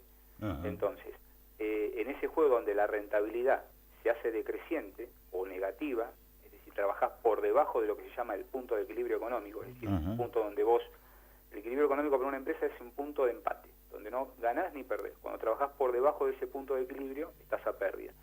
Bueno, en ese contexto, la situación se pone compleja. Entiendo, vuelvo a repetir, que es una medida de muy corto plazo, ha funcionado en lo que se puede definir el establishment financiero, es decir, seguramente van a haber muchos que se van a volver a orientar a apostar en distintos instrumentos en pesos. si persiste en el corto plazo esta tasa, claramente a fin de año los instrumentos en pesos le van a volver a ganar al dólar, más allá de que el cálculo da que estamos arriba de una apreciación del 9% en ganancias en moneda extranjera, en dólar particularmente, con un poco de combinaciones de pase de instrumentos en pesos, perfectamente se le gana al dólar, una vez más, por lo menos esos son los números que uno maneja, y bueno, habrá que ver cómo evoluciona la situación. Mirá, a modo de ejemplo, Fernando, adicional, para que se entienda la Argentina en el mundo y cómo estamos en términos de brecha.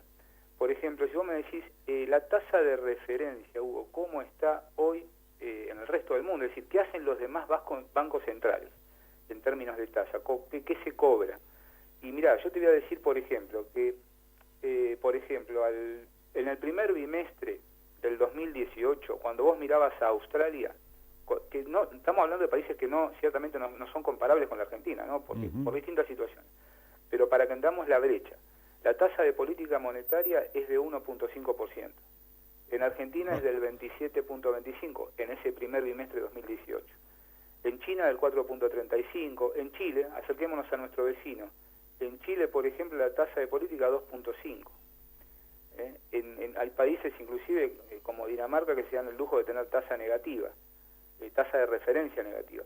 Mucho cuidado porque la tasa de política monetaria de Estados Unidos, que subió y que superó el 3%, es parte de un programa de política monetaria llevado adelante por el Banco Central de Estados Unidos, que se lo conoce más bien como la Fed o la Reserva Federal, ¿no? Ya tenía pronosticado esta suba. ¿Por qué? Porque Estados Unidos está tomando un ciclo paulatino de crecimiento económico que en paralelo se acompaña con una reducción también paulatina de su nivel de desempleo y un crecimiento paulatino también de la inflación. Entonces, la manera ortodoxa en la que Estados Unidos repele cualquier proceso de recalentamiento de la economía, es decir, para ellos estar por encima del 3 o el 4% de inflación es muy preocupante, para sostenerla en un nivel normal del 2.5, lo primero que hacen, una de las cosas que hacen, es endurecer su política monetaria vía suba de tasa de interés. Seguro. Hay una regla muy conocida en el mercado internacional que se llama regla de Taylor. En el momento de crisis de Estados Unidos, 2008-2009, que se extendió inclusive un par de años más, esa regla de Taylor le permitió a Estados Unidos trabajar con tasas reales negativas. Es decir, Estados Unidos estaba trabajando hasta casi el principio del 2011, si mal no recuerdo, estaba trabajando con tasas que estaban debajo del 3% negativa. Después comenzó el proceso de elevación de esa tasa de referencia internacional dentro de la misma regla de Taylor, ¿no? Hasta pasado ya casi el 2014, pasa de neutra a ser positiva. Y ahora entró en la ruta de crecimiento. Algunos análisis muestran que este crecimiento de Estados Unidos, por el comportamiento normal de suba y baja que tiene su Producto Bruto Interno, posiblemente después del 2020 entre en un proceso de amesetamiento, ¿no? Y posiblemente vuelva en una lógica de volver a caer un poco la tasa de referencia. Ahora, está muy lejos de esas tasas que tocaban el 5, 6, 7 y hasta el 8%, hablo de tasas que estaban anterior al ciclo del 2001, por ejemplo. 2001 estuvo cerca del 6,5, 7, si mal no recuerdo. Esto en cierta forma, vos sabés que le está dando la razón, aunque parezca mentira, al ministro de Finanzas actual de la Argentina, cuando en su exposición hizo el análisis de que era conveniente, si es que Argentina tenía la decisión de endeudarse ahora, porque posteriormente iba a haber una suba de la tasa de referencia. Es decir, que cuando uno analiza la composición actual de tasa de interés que paga la Argentina con relación a lo que pagó históricamente antes, a lo que podía haber pagado si quería endeudarse hoy, la verdad que el negocio salió redondo. Bien. El tema es ver, Fernando, qué componente de esa tasa, es cuasi fija o fija y qué componente impacta en términos variables. Y ahí está el tema a futuro. Pero y hay que mirar otra cosa, porque digo que Estados Unidos, hoy con un dólar más fuerte en el mundo, va necesariamente en el mediano plazo a volver a echar mano a tal vez una reducción nuevamente o una depreciación. Por un tema de algo que vos hablaste recién, que es la situación de balanza comercial que tiene Estados Unidos. Si el dólar estadounidense se fortalece, se hace menos competitivo contra sus exportaciones.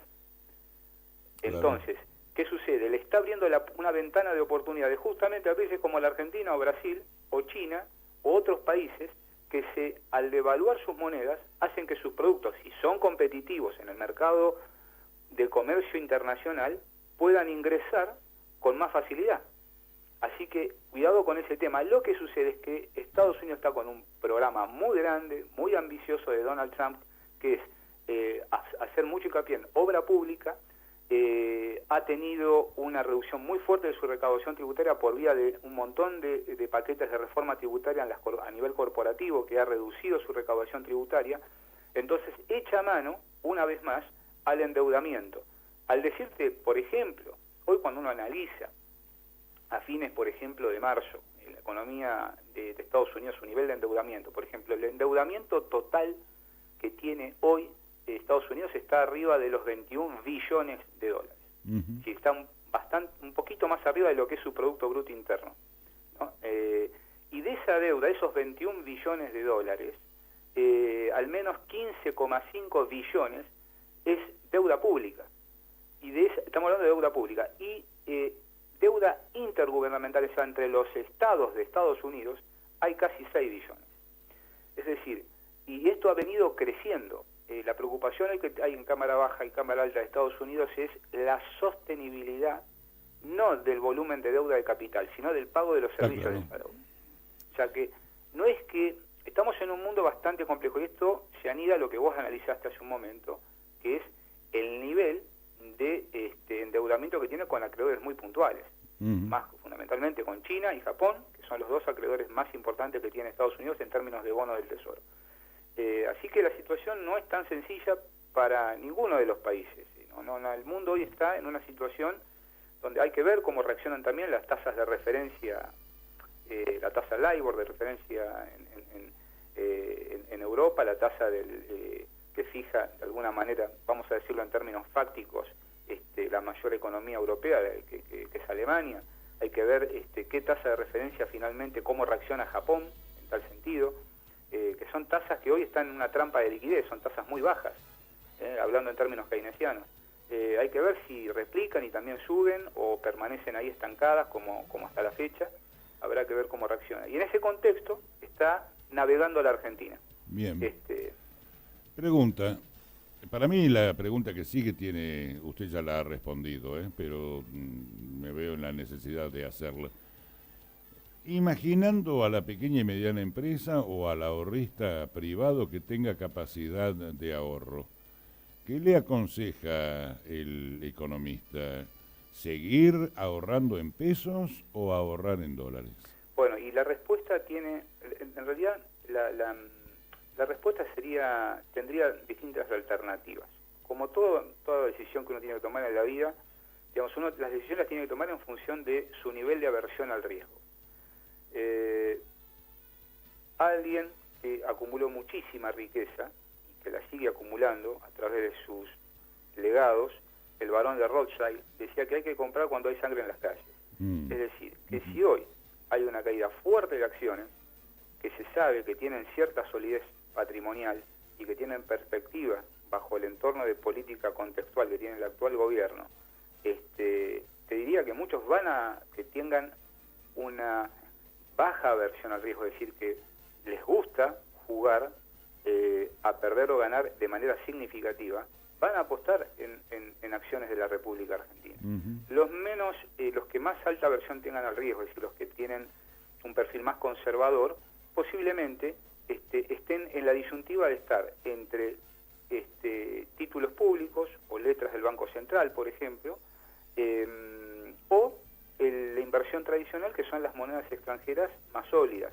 Hoy, obviamente, el dólar de los Estados Unidos, no hay que menospreciar el caso del euro, y también, obviamente, para quien tiene alguna intención un poco más sofisticada de inversión, irse hacia los fondos comunes de inversión, que combinan carteras de LEVAX, combinan carteras de moneda extranjera, de plazos fijos, de acciones, de obligaciones negociables, de cheques de pago diferido, de empresas de primera línea, obviamente, siempre estamos hablando, y donde, bueno, claramente se pueden hacer diferencias, obviamente muy por arriba de lo que puede rendir hoy la simple tenencia de dólares.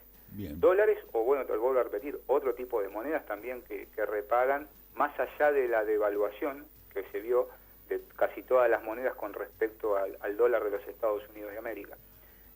Así que la decisión no es única. Yo te diría, bueno, para la cultura y la idiosincrasia argentina, y obviamente la disyuntiva va a estar una vez más entre voy al dólar y apuesto a que, según el mercado de futuros, voy a estar a diciembre con un dólar de 24 pesos, 23.80, cuando te diría que hace 3 días atrás la expectativa era que estaba a 27. O sea, fíjate el nivel de volatilidad previo a la tasa de referencia nueva que fijó el Banco Central. Es decir, que hay un poco acá de lotería, digamos, en este punto hay que ser muy cuidadoso.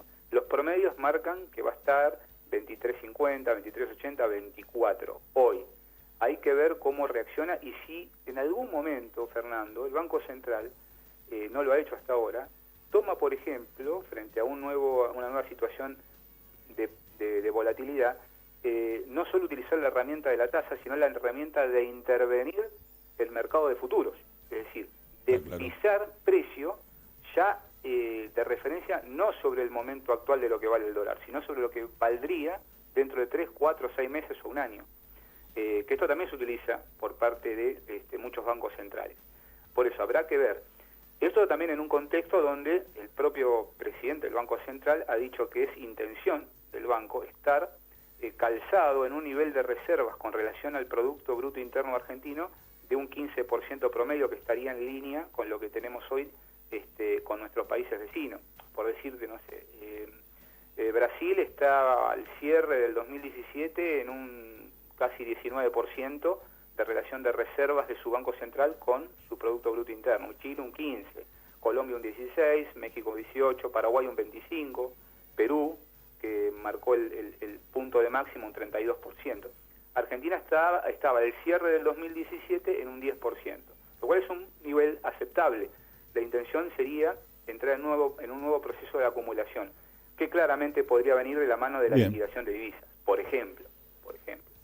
Doctor, catedrático, como siempre, muchas gracias. Le dejo un abrazo grande y buen fin de semana. Un placer, Fernando, un placer.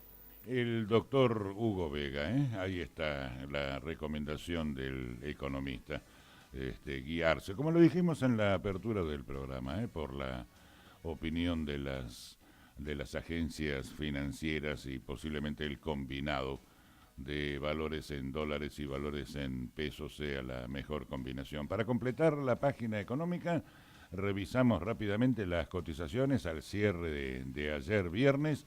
El dólar minorista, 22 pesos con 23 centavos para la venta.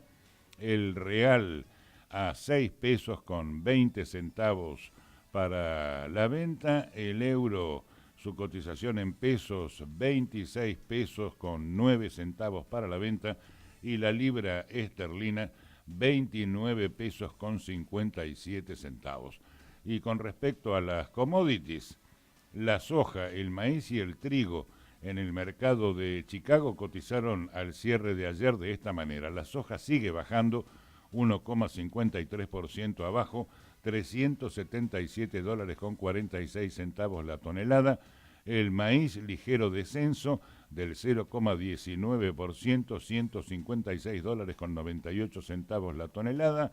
El trigo fuerte descenso del 2,40% en la cotización norteamericana, $193 con 83 centavos la tonelada.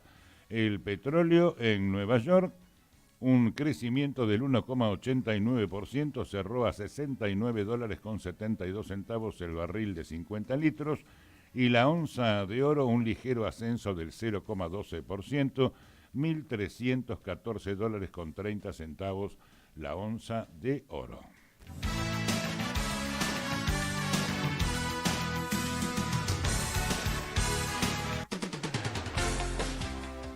Bien, amigos, y nos restan 15 minutos de programa que se los dedicaremos, como es habitual, y ahora dejamos la página periodística, a la divulgación de cultura nacional. El productor ejecutivo de este programa, Alfredo Argento, ha elegido para hoy a la señora Susana Rinaldi para un recordatorio que de todas maneras todavía es vigente, Susana La Tana Rinaldi, nació en Navidad, un 25 de diciembre de 1935 en Buenos Aires. Esta excelente actriz de cine, televisión y teatro, y además una excelente cantante de tango con su propio estilo también. Bueno, La Tana trabajó como actriz profesional en radio, en televisión, en cine, en teatro, obtuvo reconocimientos de todo tipo, muchos premios por su trabajo. En 1969 debutó como cantante de tangos en aquel mítico reducto La Botica del Ángel, ¿no? En San Telmo. La botica estaba capitaneada por Eduardo Vergara Leumann, muy recordado también. Así inició Susana una carrera paralela que fue consagratoria. Después trabajó en varios espectáculos de Café Concert también.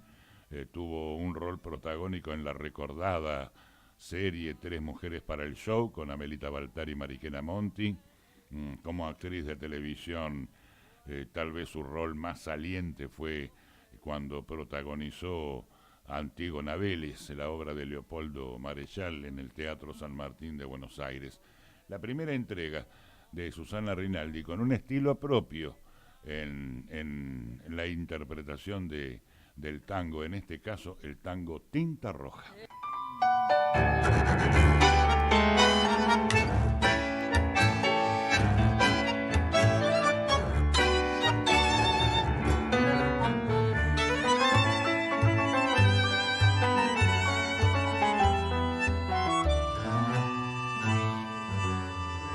¿Dónde estará mi arrabal?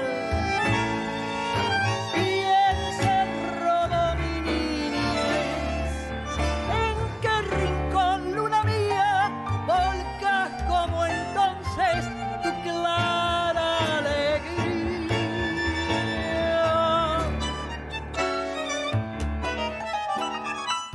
Paredón, tinta roja en el gris del ayer, tu emoción de ladrillo feliz sobre mi callejón, con un borrón pinto la esquina y al botón que en el ancho de la noche puso el filo de la ronda como un broche.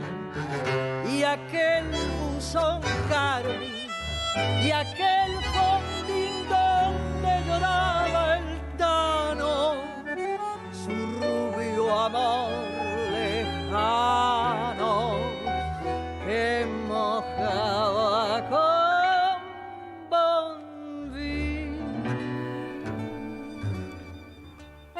Durante la última dictadura militar argentina, Susana tuvo que abandonar el país como tantos, ¿no?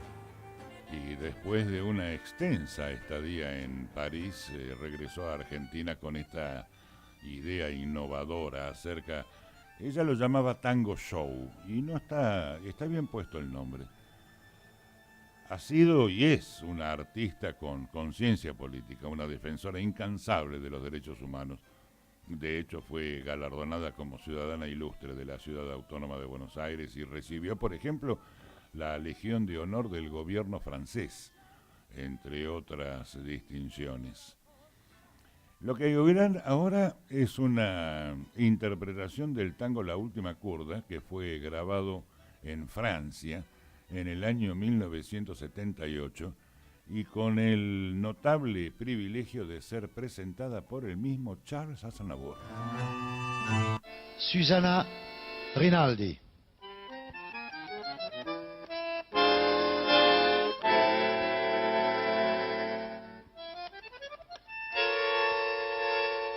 Lástima abandoneó mi corazón, tu ronca maldición maleva. Tu lágrima de ron me lleva hacia el hondo bajo fondo donde el barro se subleva. Ya sé, no me digas, tenés razón, la vida es una herida absurda y es todo tan fugaz que es una kurda nada más mi confesión.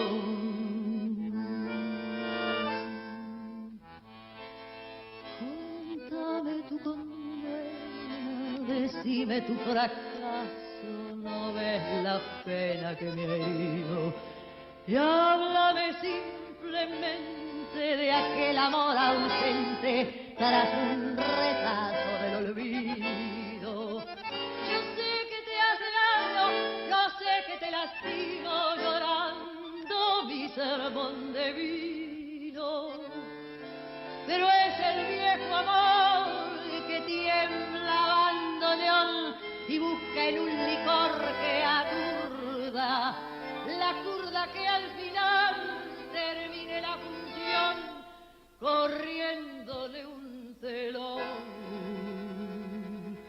al corazón. Susana, durante los últimos 20 años del siglo pasado, tuvo triunfos de toda naturaleza en el exterior, en países como Italia, España, Francia, Israel, Estados Unidos, Cuba, México, Colombia, Alemania. De hecho, recibió el premio Tenco en San Remo, en Italia, como la mejor cantante extranjera. Ha sido también varias veces premiada como embajadora cultural. Oirán ahora la interpretación de uno de los tangos que están entre mis tangos preferidos. Oigan a Susana Rinaldi cantando Los Mareados. Rara, como encendida, te vive viendo, linda y fatal. Bebías y en el fragor del champán loca reías por no llorar. Pena me dio encontrarte, pues al mirarte yo vi mujer.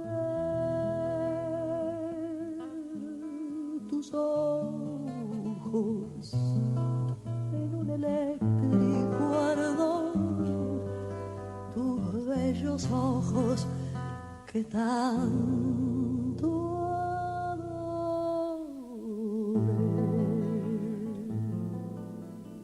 En el año 2000 inició el año invitada a cantar ni más ni menos que en la apertura de la exposición Buenos Aires 1910 en el World Financial Center de Nueva York.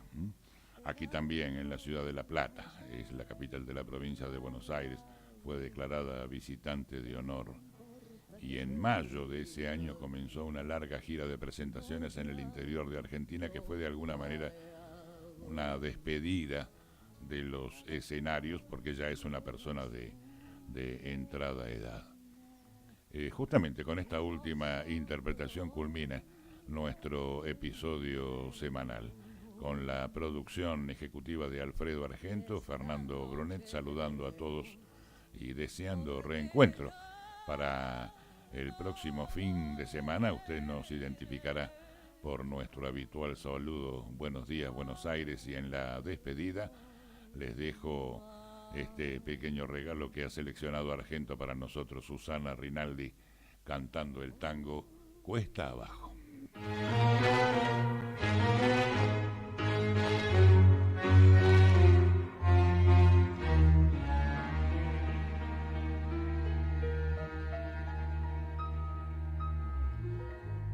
Si arrastré por este mundo la vergüenza de haber sido y el dolor de ya no ser, bajo el ala del sombrero, cuántas veces embosada una lágrima asomada yo no pude contener. Si crucé por los caminos como un paria que el destino se empeñó en deshacer, si fui flojo, si fui ciego, solo quiero que hoy comprenda entiendan el valor que representa el coraje de querer. Era para mí la vida entera como un sol de primavera, mi esperanza y mi pasión. Sabía que en el mundo no cabía toda la humilde alegría de mi pobre corazón. Ahora cuesta abajo en mi rodada, las ilusiones pasadas yo no las puedo arrancar. Sueño con el pasado que añoro, el tiempo viejo que lloro y que nunca volverá.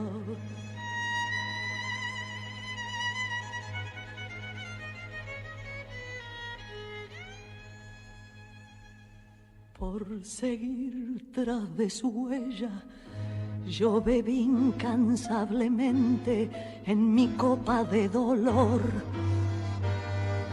Pero nadie comprendía que si todo yo lo daba, en cada vuelta dejaba pedazos de corazón. Ahora triste en la pendiente, solitario y ya vencido, yo me quiero confesar.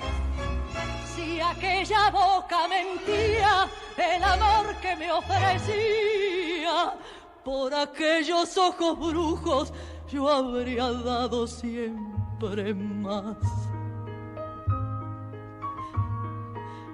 Era para mí la vida entera como un sol de primavera, mi esperanza y mi pasión. Sabía que en el mundo no cabía toda la humilde alegría de mi pobre corazón. Ahora cuesta abajo en mi rodada, las ilusiones pasadas yo no las puedo arrancar. Sueño con el pasado que añoro, el tiempo viejo que lloro y que nunca volverá.